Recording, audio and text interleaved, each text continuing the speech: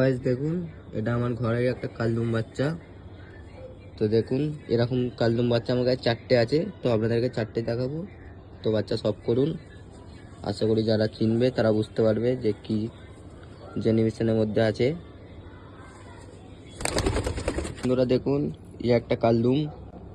আমার সব ঘরেরই সব বাচ্চা এগুলো আছে। তো আয়েস করে এটা আমরা চেক করুন। দেখুন, হেডেন চেক করুন।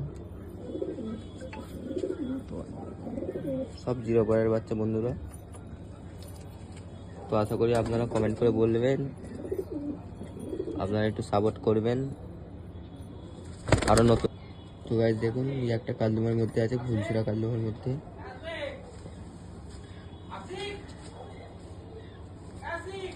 তো গাইস পাঞ্জা সব করুন।